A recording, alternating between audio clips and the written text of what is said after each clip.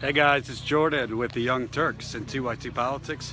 I am up here at Osheti-Sokoan Camp, where I could tell you the good news that Barack Obama, the White House, the Army Corps of Engineers has denied the final permit that would have been needed to build the Dakota Access Pipeline. The Army Corps has denied what they call the easement. The final easement was to go under the Missouri River and Lake Oahe. Dakota Access Pipeline has essentially been completed for at least 2 weeks now, and they were waiting for the final permit from the Army Corps of Engineers and President Obama to drill under the water. The Army Corps has denied that permit. The official language that I just read in the statement from Dave Archambault, he is the chairman of the Standing Rock Sioux Tribe, was that they are going to try and create a different route for the pipeline to go through that would not be going under the Missouri River and Lake Oahe. The word has started to trickle here. If you don't know, the final permit has been denied. And they called for an EIS, yeah. And they also called for an environmental impact study, which was not done in the first place, which on all big projects like this, you're supposed to have an environmental impact study. That was never done. Essentially what Dakota Access Pipeline and the Army Corps tried to do was make this project sound like a bunch of smaller pipelines instead of one giant pipeline. So again, the final permit will not be granted. Now, that does not mean that the fight is over. Obviously, there's a new president that will be being sworn in January 21st. He's already come out expressing support for the Dakota Access Pipeline. Donald Trump also has $2 million personally invested in this pipeline. He's got $1 million invested in Energy Transfer Partners, which was the parent company of this pipeline. And he has another $1 million invested in Pier 66, Phillips 66, which is a subsidiary, and they own 25% of the pipeline. What's really momentous about this coming out on a Sunday is it comes out the day before between 2,000 and 3,000 veterans, who most of them are already here. Veterans came down essentially to take the role of the police. Since the police in North Dakota for months have been ravaging peaceful, unarmed people, veterans from around the country have come in to essentially stand up to the police, protect the water protectors. Since the police have been shooting people in the face with rubber bullets, dropping tear gas, rubber bullets, pepper spray, mace, grenades. As I've reported, there's a 21-year-old girl who basically had her arm nearly torn off by a grenade shot by the police. You have corporate media who just showed up 15 minutes ago for this story, who decided not to report any of it as peaceful, unarmed people were being assaulted, as laws were being broken. They've been reporting for weeks essentially what the police tell them is true, because that's what they do. They report propaganda. This is my 5th time here, and I've seen up close. A girl next to me got shot in the face with a rubber bullet. That's a different one. But yeah, another girl, because of tear gas, has lost her eyesight. And all along, the media, who couldn't be bothered to come here and be on the front lines themselves, media with much less resources than the Young Turks, other independent media here who were basically on a shoestring budget, if we're being honest, we've all been here, some of us more than others. But the New York Times, CNN, MSNBC, they only came down when there was the possibility of confrontation and the storyline of the veterans clash with police. But the bottom line is the pipeline, the final permit has been denied. President Obama essentially a few weeks ago, if you remember, said, let's let it play out. When he said that, at the same time, there were people getting shot by rubber bullets in the face. There were people getting pepper sprayed. There were people getting arrested without having their rights read to them. There were women being illegally strip searched in prison. There were people getting their cars broken into and having their camera equipment stolen. And that's just an average Tuesday here. All those laws being broken, that is not like a cumulative thing. These were all happening on the same day most of the time. And essentially why that is because you have a state with a governor who's in bed with big oil. Governor Jack Dalrymple, as we lovably call him, Governor DAPL, You have a legislator here, it's just all Republican and in bed with big oil. And up until this point, you had a president, Barack Obama, who was looking the other way. He was out pardoning turkeys, talking about his legacy in his final month, and pretty much doing nothing as the people he's supposed to be protecting were being ravaged. If you look around me, taking a wide view of the camp, snow is everywhere. It's been cold here. It's winter. Winter in North Dakota can go as far as tough as 50 to 80 degrees below zero. So he's been looking the other way as you have at this point. It looks like almost max capacity here. I mean, it's definitely at 5,000-6,000 people here, maybe even more. And they have winterized in this camp. They were prepared for the long haul. But let's make this clear: just because President Obama has denied this final permit, that does not mean that the fight is over. Again, you have Donald Trump, who really makes he doesn't hide his conflict of interest. He is invested in this. He's invested in a lot of things that create conflicts of interest because obviously his business, his real estate business, has a lot of investments. But we will celebrate for at least an afternoon, and then tribal leaders here, activists here, water protectors, Native Americans, non-natives will rally together to think of the next steps. But I also think there needs to be something said, because this was never just about a pipeline. This was never just about water. I think what this story, as best as I've been able to in reporting it for the last 3 months, Native Americans have been oppressed for centuries. That's the story of America, and I think a lot of us woke up to that. You're taught it in elementary school, but you don't exactly carry it with you. So obviously, it's an amazing thing that potentially this particular pipeline could be stopped, but that doesn't change the fact that Native Americans still live in economic oppression, they still live in environmental oppression, they still live in social oppression. So we're not done. We cannot be done with our support and solidarity with the Native Americans. Bernie Sanders was the only presidential candidate when I covered his events that actually took the time to speak about Native American sovereignty, Native American rights. Women all throughout tribes are raped. Some women are kidnapped. That's an epidemic. So we can't just look at today and see the headline that President Obama is going to deny the pipeline or deny the final permit and think, all right, Native Americans are great, they don't need us anymore, and we can move on. That's not the case. We have to stay vigilant, because until Native Americans, African Americans, anyone with less of a voice than good old white people, until they are made equal, or at least everybody comes together to try and create an equal playing field, both economically, socially, environmentally, you name it, we're never going to be a United States of America, and that's the most important thing. Personally, for me, this is very rewarding. Obviously, I don't sit here and pretend to be a neutral journalist. I think that's a bunch of bullshit. I don't think there's any such thing as a neutral journalist. They pretend to be neutral, but most of them are either in the tank for the big banks, big oil, or just in the tank for themselves.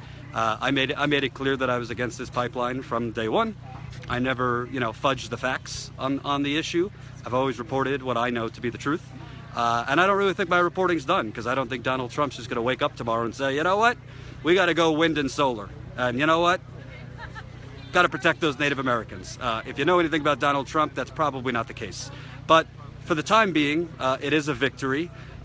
This denying of the pipeline, be sure, Kelsey Warren, Energy Transfer Partners, all those involved at Big Oil and those who have been involved in this pipeline will be putting in appeals. They'll be trying to get their favorite judges to overrule the president. They'll basically be trying to lobby Trump right away to get in their back pocket that this is just a symbolic victory, and that we will have to get Donald Trump to give us his word that he's going to reverse this, and essentially they would just resubmit the permit approval, and Trump would ram it through.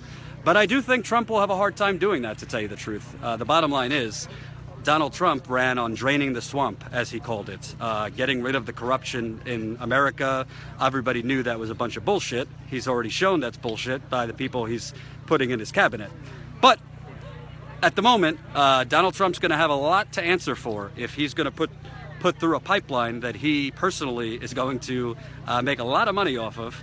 And I have a feeling you see thousands of people out here in the frigid cold in a North Dakota winter.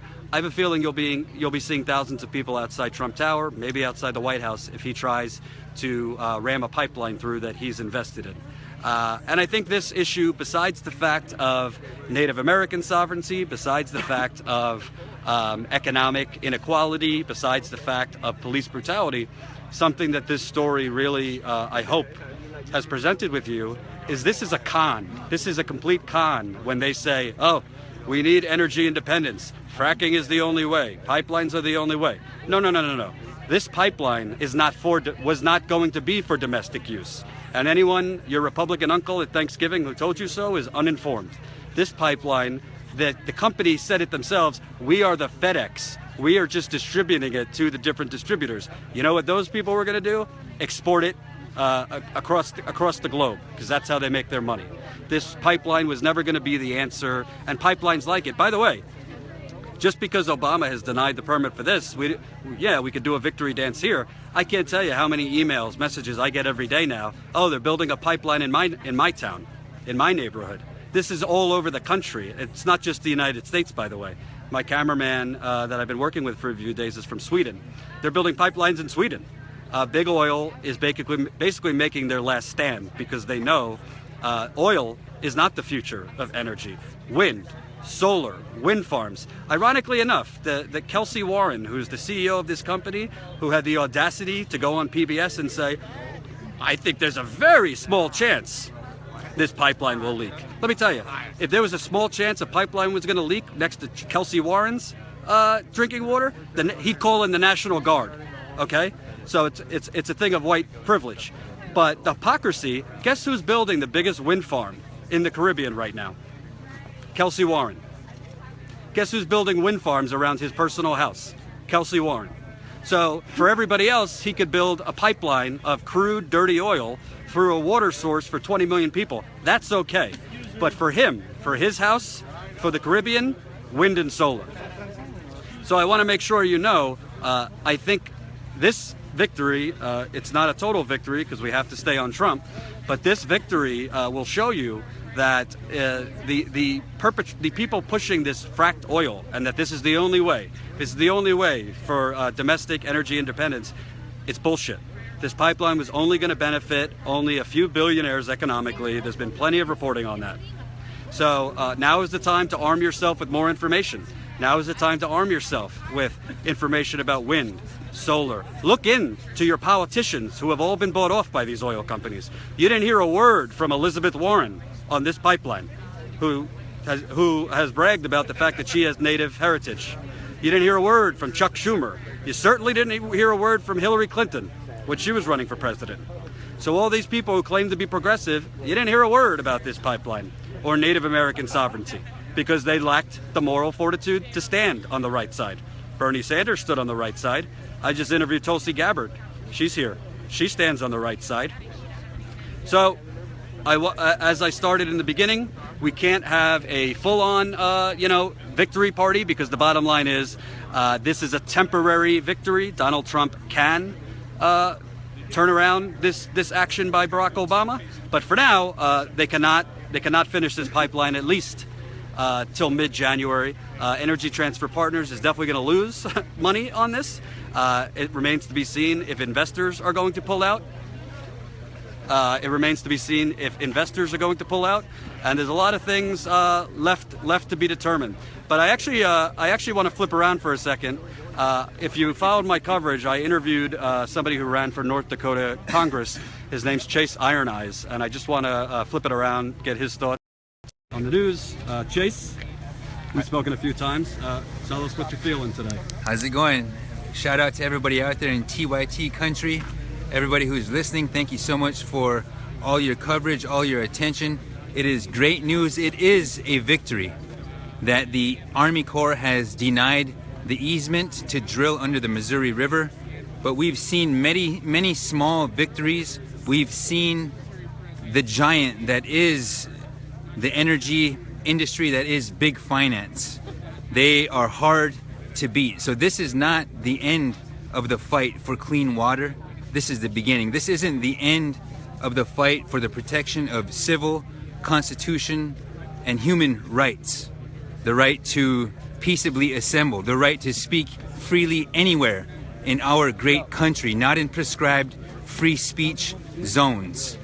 This is the right to be free from illegal search, seizures, and surveillance. Like you've seen at this camp, we're under 24-hour police militarized state surveillance. So that fight starts now. The fight for a new energy economy, the fight for a just transition, that fight starts now. This isn't the end of a fight. This is the beginning of a fight. We are up against a tremendous machine, but real human beings can win, and we proved that here today. And I want to ask you, because a lot of people looked at this as just about the pipeline, but this has also shown the oppression that you, the Native Americans, your tribesmen and women, have dealt with for centuries. We know what this country was built in, but a lot of people needed a reminder it's still going on. Can you kind of talk about going forward, what you would like to see in terms of economic, environmental, social justice for Native Americans and all those with less of a voice? I come from the Standing Rock Nation. I'm descended from signatories to the 1868 treaty, wherein we guaranteed to ourselves as Native nations a homeland in perpetuity. But as you know, the United States has been less than honorable when it comes to our treaties. But little do they know, their moral authority around the world would be strengthened if they just recognized and honored our treaties. There is no excuse, there's no reason that Native Americans should have to live in the level of an imposed poverty culture in 2016. So this calls for a re-evaluation, a renegotiation of the treaty and trust relationship that tribal nations have with the United States. Everybody who's gathered in this treaty territory is here at our invite. We have the authority to invite people here to pray with us. The state actors, Morton County, they don't have the authority to come and take the camp down or to raid the camp. You see a propaganda war being waged by state actors. You see violations of constitutional rights by state actors. You see, with the presence of 4,000 vets, it calls into question who can label who a traitor. Who says who is a patriot or a terrorist? Who says who is treasonous? Who is a true patriot, a true American? Those who love the lands, the waters, and the future of our very democracy. That's us. That's we the people. That's not the corporate state. That's a loud message that we need to send to the world. And when will you be running for president? As soon as I'm able to, Jordan. Thank you, sir. Thank Tara, you. can I ask you a question? This is Tara. She worked for Bernie Sanders' campaign, and you've been on the forefront here. Just because we had a victory today doesn't remove what's happened over the past few weeks. We've seen war crimes. We've seen police brutality that I've never seen before. A young girl is nearly missing an arm. Another girl has gone blind.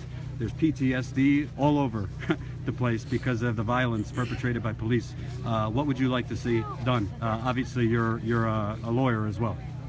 You know, I think that it's really important to acknowledge this huge win, that this grassroots encampment of people that have come from all over this nation and all over the world, and the gathering of indigenous people that's never happened in modern history in this size, and 500 nations coming together, over 500 nations coming together, to make this kind of change heard all the way up to the highest levels of government and heard around the world. At the same time, we do need to acknowledge what happened as the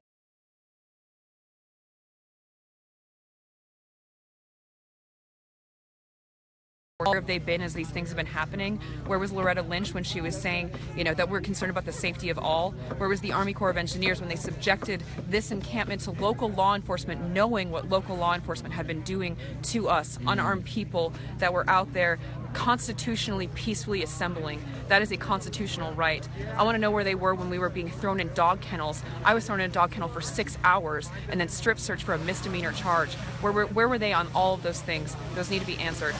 Thank you so much. Thank you. Give me a second, guys, so I could get the audio better.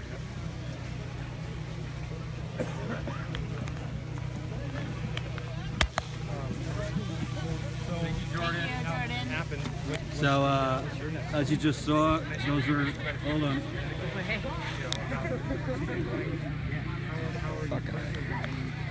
The immediate plan is to figure out. Guys, can you hear me? Give me a yes, give me a no if you can hear me. 14,000 strong. I think you can. Can you hear me? Can you hear me? TYT? All right, I'm going to go until you tell me you can't hear me. So I just interviewed Chase Iron Eyes. He ran for Congress in North Dakota. Brave soul, because it's a pretty red state. He unfortunately lost this time around, but as you see, people like Chase, he's a member of the Standing Rock Sioux tribe. He opened the doors for me. He gave me a lot of context on the ground. This was my 5th time here covering it. You know, unlike a lot of the media, this isn't about the Young Turks or anybody else, but what's so unfortunate is the rest of the media has been so focused on camping out of Donald Trump's towers and reporting on his every booger, his every tweet, every stupid, insignificant thing around Donald Trump, that they turned a blind eye to war crimes happening in this country. I just said the other day that it was almost like North Dakota seceded from America because laws didn't apply here anymore. I mean, personally, I have been tailed while driving by a cop several times. Personally, I've been scrambled where I can't even get a call out. Maybe they know me as a result of my reporting. And I'm just the tip of the iceberg. I mean, I interviewed a woman, LaDonna Allard Bravebull, whose daughter was pulled over for the crime of speeding. The only problem was she was a passenger. She wasn't driving. And she was put in a jail cell overnight naked. And that happened in America, not Syria. That happened right here. And because of the corrupt local media, I'm talking to you, the Bismarck Tribune, the local stations here, who essentially are like Pez dispensers and just report what the police tell them as fact. I actually went yesterday to Bismarck and I did a little undercover operation where I was, Jordan with Real American News. I had a little accent going because I knew that they wouldn't talk to me and really let the white privilege and racism out if I told them I was from the Young Turks. You know what the number one thing they said to me was? None of them had any idea that this pipeline was originally supposed to go through Bismarck, and they're from Bismarck. So what does that tell you about the media, who didn't inform its own citizens that this pipeline was originally supposed to go through a town with a bunch of white people, and because the white people said hell no, they said, oh, we'll dump it on the Native American land. That's really what happened here. But none of these people, they're all, I'm sure, very nice. They are at the mercy of a media that doesn't want to inform them, and they get their news from Facebook. And unfortunately, if you're only getting your news from Facebook, most of the time you're going to be swimming in a sea of not factual information. So I interviewed all of them, and besides the fact that they truly, truly don't care that much about Native Americans, none of them had any clue that this was really something that was supposed to be put in their neighborhood. And because white people have more power in this country and this world, they decided to dump it on native land. So it's not just a story about water. Water is the most important thing, but it's a story about how in this day and age, even with an African-American president, and now a president that frankly became president by preying on people's worst racial instincts, people, if it doesn't affect them, if it doesn't affect their family, the masses, I'm not generalizing, but a very, very large percentage of this country only cares about something if it personally affects them. And until that changes, there's going to be another Standing Rock. There will be another pipeline. There will be another Flint. This victory is nice. It's sweet. But I'm smart enough to know this will not be the last time I am doing this for 3 months. This will not be the last time I'm speaking to people getting screwed over. But what's been so amazing about this story is that you had, number one, the largest number of Native American tribes come together in 2 centuries. This was the largest number. Over 100 tribes have come together here at the Osheti-Sakoi camp, as well as so many very caring white people, non-native people. I met hundreds of people who quit their jobs to come live down here because they saw it as a calling. I met many, many people who got permanently ended relationships to come down here, or gave quite a lot of sacrifice to themselves to come down here, not because there was anything in it for them, but they saw this as a fight, not just to help the Native Americans, but as I say, if you let people build a pipeline of the dirtiest oil in the world through a main water source where 18 million people drink from that water, what's next? They going to build it through a daycare center? A senior citizens home? I mean, if you let them do that, it's open season on the rest of the country. And at the end of the day, you cannot let unfettered corporate greed rule a country. It already does rule the country. We see that through our elected officials, but you cannot put people's life on the line so that Kelsey Warren, Energy Transfer Partners, their subsidiaries, can go from being worth $3.9 billion to $8 billion. Sometimes one yacht is enough. Sometimes one Porsche is enough this year, so other people could drink water and not die.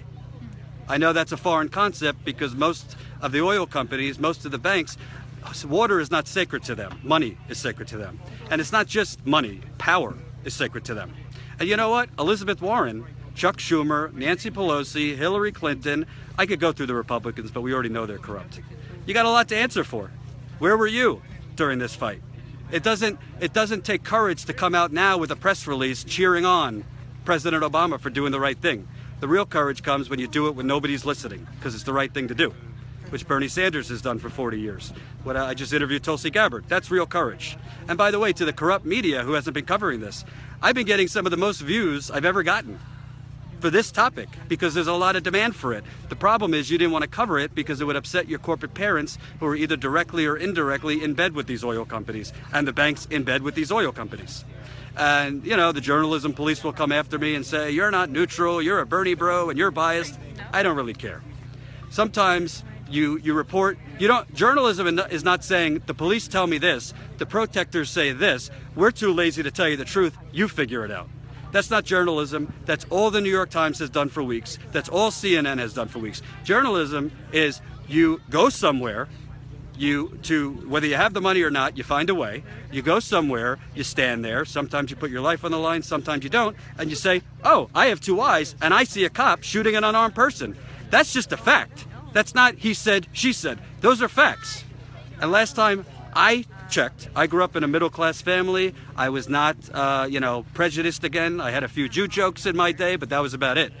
My parents told me if you're nice to the police, they'll be nice to you. Well, I could tell you folks, that's not true. I was here a few weeks ago. I had a girl, a very young water protector, go up to the police, ask if the police would talk to her. They said no. She started screaming at them, and he shot her with a rubber bullet. She was unarmed. So apparently in North Dakota, if you're empowered by an oil company, if somebody breathes near you, that is a call to shoot them. And by the way, you can die from a rubber bullet. A guy got shot in the head. He almost lost his scalp. We got that on camera. So just because this is a victory today doesn't mean the North Dakota police, the Morton County Sheriff, who have been putting out propaganda videos about, oh, there's protectors throwing snowballs at us. Yeah, you're shooting rubber bullets at people's faces. You shot a grenade at a 21-year-old girl's arm, and she's still getting surgeries. Another girl, a Native American, has lost her eyesight. So excuse me that I'm not so upset that you had a snowball lodged your way. You'll live. So I could go on, but the bottom line is if you're coming late to this, President Obama, after letting it play out, has denied the final permit. There's been a lot that has happened other than just a fight for water. We've seen people get hurt. We've also seen a lot of beautiful things. You know, the mainstream media only wants to show you when there's rubber bullets and tear gas and blah, blah, blah. I mean, I've seen communities, there's an overall community here, but then there's all these different communities that came together. Sure, if you're living out in the frigid weather in a camp, sometimes there's dramas that happen here and there. But overall, everybody here, I mean, I got here in September. From the minute I was here, it was like, what can I do for you? And I saw that all over the place. When people would ask me, you know, rightly so, we're a little worried. Well, what do I do when I get there? Where do I sleep? What do I do? I said, just show up. Within 5 minutes, you'll have a brother, a sister, a father, and they'll take you in. And that's all you need. Just dress warm. So it's been nice to see that in America, even though on the campaign trail, I was very exposed to greed and corruption and corrupt local governments, corrupt state governments. It's nice to see that there's still some progressive-minded people in the world and in the country that care about water, that care about people's rights, that care about, do unto you what others will do unto yourself. the bottom line is, I think what Standing Rock shows is it's the playbook for the next pipeline. It's the playbook for the next Flint. It's the playbook for the next time the billionaire class tries to screw you over. If you come together, if you get loud enough, if you're peaceful, you're not going to win every fight, but you have a lot better chance than sitting there and taking it up the butt from the billionaire class, the corporate criminals, and the oil police. I mean, these aren't real police. These are oil police. And let's not forget that. So for those of you watching, I appreciate you watching. If you don't know, if you go to youtube.com/TYTpolitics, I have over 100 videos that I've done from here in 3 months. So Netflix is great, but I hope you'll binge watch those. I think you'll learn something. Some of them are horrifying. Some of them are beautiful. But I would love it if you watch them, if you share them. I think the tale about Standing Rock is not finished, but today is a nice short-term victory. Remember, Donald Trump's not going to wake up tomorrow and be, a lover of the Native Americans and a lover of clean air and solar. He still thinks climate change is a hoax. So this is a temporary celebration. I will have a couple cocktails, and then it's on to mobilize against Trump, because he will reverse this decision faster than you could know, unless there is a real fire lit under his behind. So do not forget that. Thank you guys for watching. YouTube.com/TYTpolitics. I will have more about this later. Take care.